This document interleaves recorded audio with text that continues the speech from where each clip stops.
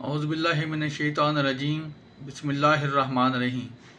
بخاری شریف جلد نمبر 2 حدیث نمبر 1007۔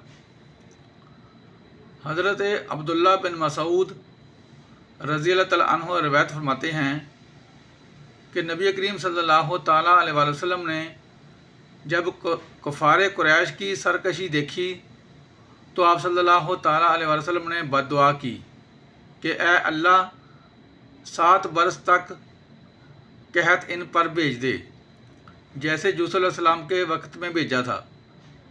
چنانچہ ایسا قحط پڑا کہ ہر چیز تباہ ہو گئی اور لوگوں نے چمڑے اور مردار تک کھا لیے۔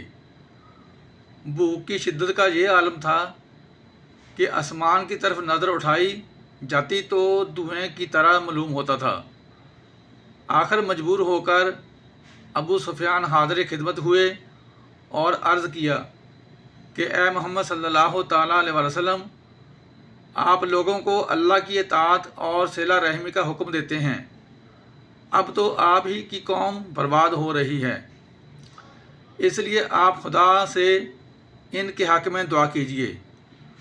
اللہ تعالیٰ نے فرمایا کہ اس دن کا انتظار کر جب آسمان صاف دھواں نظر آئے گا۔ تشریح یہ ہجرت سے پہلے کا واقعہ ہے۔ حضور اکرم صلی اللہ تعالیٰ علیہ وسلم مکہ میں تشریف رکھتے تھے۔ قحط کی شدت کا یہ عالم تھا کہ قحط زرہ علاقے ویرانے بن گئے تھے۔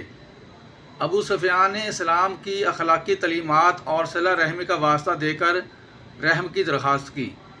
حضور صلی اللہ تعالیٰ علیہ وسلم نے پھر دعا فرمائی اور قحط ختم ہوا۔ یہ حدیث امام بخاری استسقاء میں اس لیے لائے جیسے مسلمانوں کے لیے بارش کی دعا کرنا مسنون ہے، اسی طرح کافروں پر قحط کی بد دعا کرنا جائز ہے۔ روایت میں جن مسلمان مظلوموں کا ذکر ہے یہ سب کافروں کی قید میں تھے۔ آپ کی دعا کی برکت سے اللہ نے ان کو چھڑوا دیا اور وہ مدینہ میں آپ کے پاس آ گئے۔ 7 سال تک حضرت یوسف علیہ السلام کے زمانے میں قحط پڑا تھا، جس کا ذکر قرآن شریف میں ہے۔ غفار اور اسلم یہ 2 قومیں مدینہ کے ارد گرد رہتی تھیں۔ غفار قدیم سے مسلمان تھے اور اسلم نے آپ صلی اللہ تعالیٰ علیہ وسلم سے صلح کر لی تھی۔ پوری آیت کا ترجمہ یہ ہے، اس دن کا منتظر رہ جس دن آسمان کھلا ہوا دھواں لے کر آئے گا، جو لوگوں کو گھیرے گا، یہی تکلیف کا عذاب ہے۔ اس وقت لوگ کہیں گے مالک ہمارے، یہ عذاب ہم پر سے اٹھا دے، ہم ایمان لاتے ہیں۔ اللہ تعالیٰ سے دعا ہے ہمیں بھی عمل کی توفیق عطا فرمائے۔